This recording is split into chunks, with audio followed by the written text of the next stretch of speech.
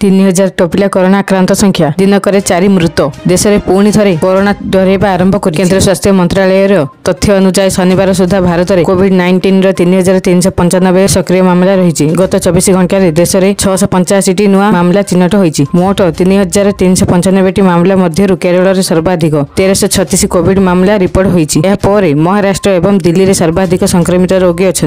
गत 2 वर्ष मध्य यह प्रथम थर जे कोविड सक्रिय मामला 3000 अतिक्रम करिछि। केंद्र सरकार द्वारा प्रकाशित तथ्य अनुसार गत 24 घंटा मध्य देश में कोरोना जो 4 जनकर मृत्यु होती। दिल्ली, केरल, कर्णाटक और उत्तर प्रदेश में जड़े लेखा रोगी मृत्यु होती। महाराष्ट्र 467, दिल्ली में 375, गुजरात में 265, कर्णाटक में 234, पश्चिम बंग में 205, तमिलनाडु में 185 और उत्तर प्रदेश में 117 मामला रिपोर्ट होती।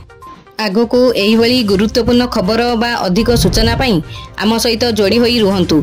चैनल को एबे ही सब्सक्राइब करी पाखरे थिबा बेल आइकन को दबाई ऑल नोटिफिकेशन उपरे ऑन करी रखंतु, जहा फଳରେ जेबे भी जे कोनोसी लेटेस्ट ब्रेकिंग न्यूज आपण माने आम चैनल माध्यम रे सर्वप्रथमे देखि परिबे।